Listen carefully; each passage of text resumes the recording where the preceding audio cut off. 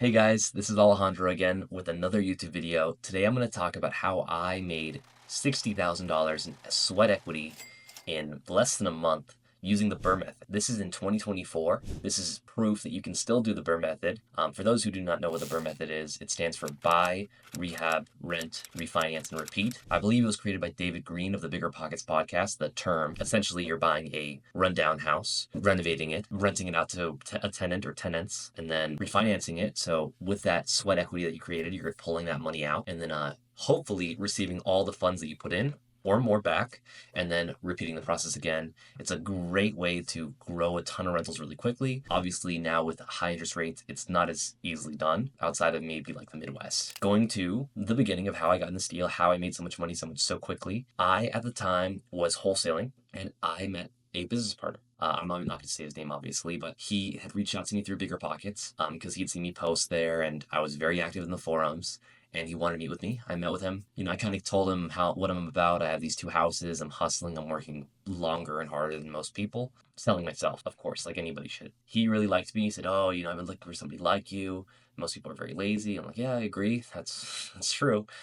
So he really wanted to work with you really bad. The thing is that he had no real qualifiable skills that would really match with me because, I consider myself a very good analyst, a very good detail-oriented person, and I think I'm decently good at sales and, socializing. So what he had is he had a father who was extremely skilled in construction, notably home renovation. So his dad was basically a contractor, not a GC, not a general contractor, more like a sub. So he'll do projects for people that hire him. He generally works under a guy, and he can do nearly everything, 80% of stuff. I found out later, naturally, like any skilled person, is that he's more specialized towards some things and less he can do it, but he's not as good in other things. But for now, this was a big step. So he was like, "Oh, we could buy something and renovate it." And I was like, "That's a good idea." I had helped him buy his second home as a rental. So he's like, "Yeah, let's keep doing it again." I was like, "Sure." So we find this deal in Kyle. I was so excited. It was a meth house. Disgusting. So gross. There were like bicycles in the house, all sorts of drawings, graffiti, cockroaches.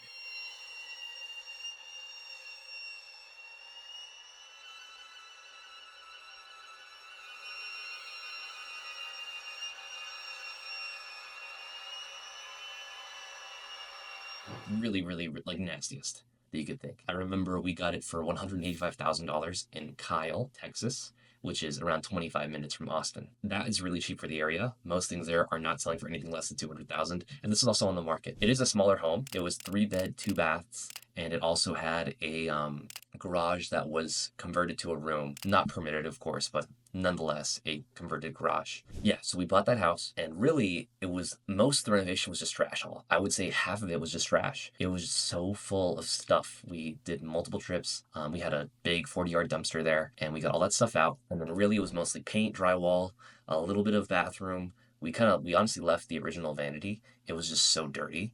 But it wasn't that bad. Oh, and the smell. Cigarette smell. I forgot about that. So I had to buy a special machine. Osmosis machine. Very cool, very helpful. Had some AC issue, but rehab took 3 weeks. Really easy. We spent around $15,000 if I remember correctly. That is very low. Really, it would have probably been like 30,000, but because we had his father there, that essentially saved us a ton of money in labor. Most of our expenses were really just in like fixtures, a new counter, a bunch of other stuff like that. So we got it rehabbed, and then now it's time to rent it out. I have been renting out my own home and other people's homes for a while now, so I have plenty of experience. So I got it done. I rented out all 4 rooms to 4 individual people for additional cash flow. We rented it out for $2,650. With that rental income, or we decided to go to a bank. I called the bank, I got the thing done, and we got a appraiser there to refinance. Because initially we bought it with a hard money lender for $185 plus $15,000 of our own cash. We got it we got it refinanced, so many R's, and we got it appraised for $265. So keep in mind, 185 plus 15 is 200. We're $200,000 of our own money in the deal. 265. That's what the bank says. It looked good. Here should be photos of the after at this point. Looking really, really nice. And yeah, so the bank said initially the bank was going to give me 20% of my money back, or 25. So we would have gotten all, and a little bit of money back. Would have been around, I think it was 35,000 between the both of us that we combined together. Unfortunately, my credit score was higher than his. I was like 720 at the time.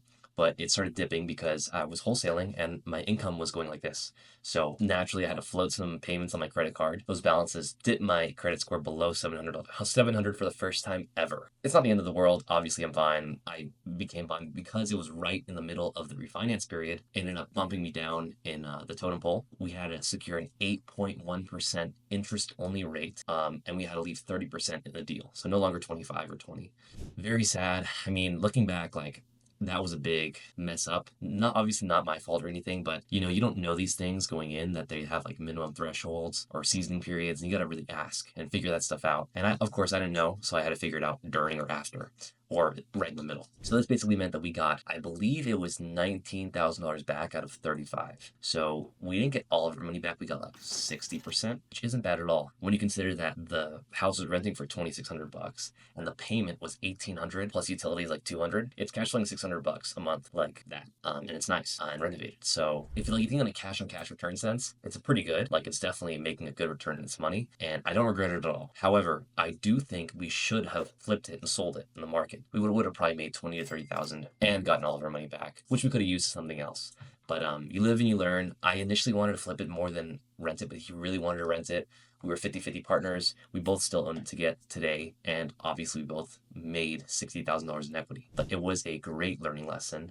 And at that point, our business plan was still good. There's further issues that occur later on, and that's kind of what happened. I was a little bit upset we didn't get all of our money back. We ended up rolling that money to another deal quickly thereafter, and we kept moving because I didn't really want to think about it. Now, of course, with the place rented, we have to also be a property manager. I'll be honest with you guys, as much as I love real estate, I'm getting kind of sick of managing real estate, especially when it's rent by the room. I've been doing rent by the room, managing it for 5 years now, a very long time. 4.5 years, both my own properties and prior people's. It's just it's a very high energy and high demand sort of management. And I don't want to have more than my two houses that I have right now. I honestly planning to sell that portion, half, 30% or 30,000 of equity to him for, of course, a discount because, I don't want it. So that's kind of the story of how we did that BRRRR. Overall, it was a success. 8.1% rate is high. Having to leave 15 grand of your own money still in the deal is not ideal. But still, it was a success. And a lot of people say, especially in podcasts, that you cannot do stuff like that anymore. And I did it.